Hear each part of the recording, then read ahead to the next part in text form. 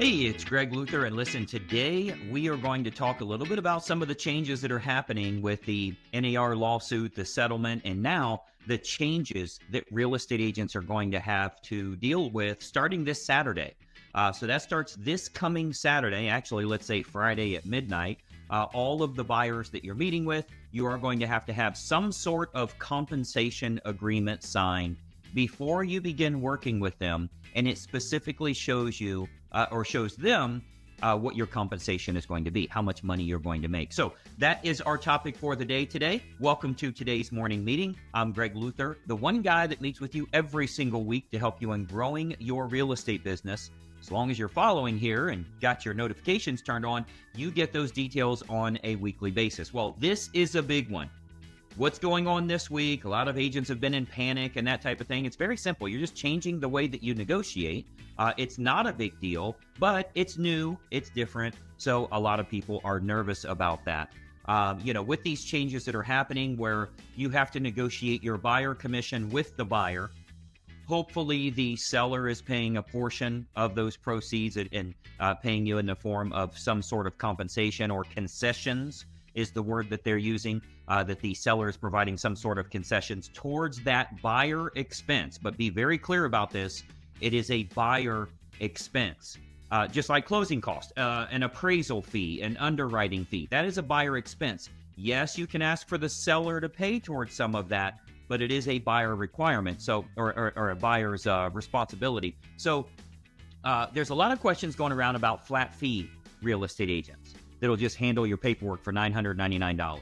There's a lot of questions about, can I do it at 2%, but if the seller will give me more, I can just change it. No, that is obviously an ethics violation. You will lose your license for that. Just because there's extra money laying around doesn't mean you get to keep it.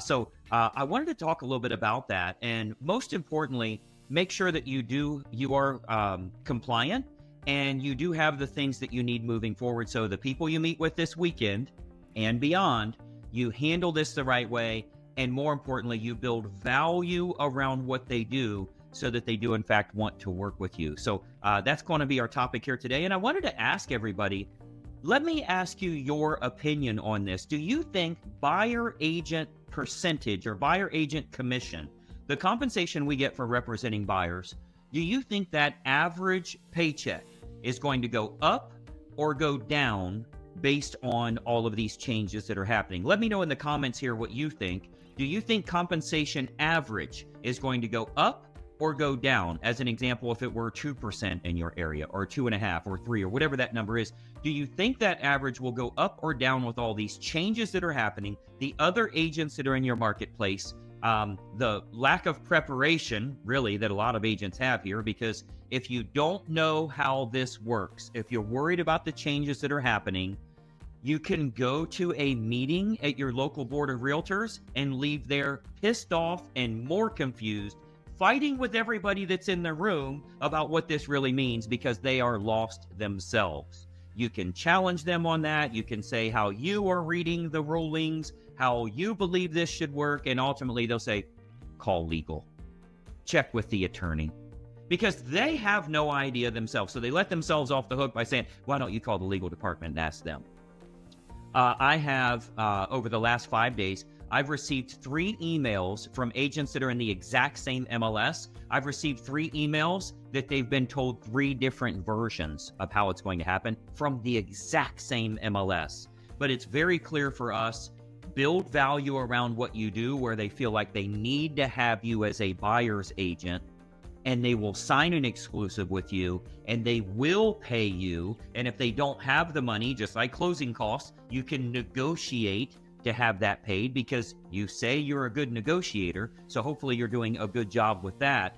But there's some massive changes happening. And unfortunately now, at least for the first year, maybe, a lot of the agents in your area are going to be operating in a much different fashion. All of them doing it a different way. As an example, some of these states and some of these MLSs started this 2 weeks in advance, and others started it a month in advance. And what we're seeing now is we're seeing closings where the listing agent got 5 or 6%, and then the buyer's agent came in and negotiated another 2 or 3 for themselves. Not out of the listing agent's commission, but out of the seller's proceeds.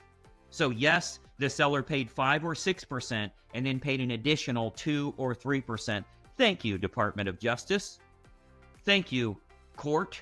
Thank you, lawsuits that we've been dealing with. This is not the way it's supposed to work. This is not as transparent as it used to be in the past. However, we play with the cards we're dealt. So it's our job now to simply take care of the way we handle our own business. We can't be responsible for what everyone else is doing. But this is, in fact, going to be the wild, wild west for a little bit of time here until everybody figures out the right way to do things. So my job as your coach is to show you, here's what you need to do for yourself. How do you attract the business you need? How do you convince them that you are their best option, that they shouldn't be dealing with just going to the listing agent or dealing with other agents, dealing with 3, 4, 5 different buyers agents? Lots of questions are coming up now because they're like, they have to sign the form before they can see the home. So they signed one with you, and they signed one with the other guy, and they signed one with a third real estate agent as well. Which one is going to get paid? There's a case in Florida, right? It's not a case, it's a situation in Florida where 3 different agents had an agreement to be paid, and they ended up going to the listing agent to do the deal. 3 different agents. So like, who gets the fee? This is becoming the wild, wild west. The way that we fix that for you, for your individual situation, is we handle your business the right way. What you're going to do is you're going to build a value stack. Write that down, a value stack based on what you offer, the exclusivity that you offer, the access that you offer, the homes that you can get them that nobody else can get them, the negotiation tools that you have, the way that you're able to negotiate the entire transaction, not just the price. The price is the least thing that you're worried about negotiating. And being able to present that in a way that they want to work with you, they want to work with you exclusively, and they're willing to compensate you for that at a fair market value. Whatever you determine is fair to you. By doing this, we win and we can do a better job. I think we can police ourselves a lot better than we can police everyone else. When you look at what's going on, the whole lawsuits that happen. I don't know if you guys saw this or not. By the way, I'm recording this today live, if you're on YouTube Live, August 13th. Yesterday, NAR was served with another lawsuit. Yesterday. You know who's suing them? Their members. We knew it was coming. We knew that was going to happen, right? So just yesterday in the state of Michigan, brokers and agents sued NAR for essentially being forced to be a member with them in order to get access to the MLS. The MLS is individually owned, but we're forced to be a member of the mafia, like you have to pay in or you don't get access to this other company's stuff. Their contention is you're forcing us to be members, and frankly, our membership is far less valuable now that you're not protecting our commissions.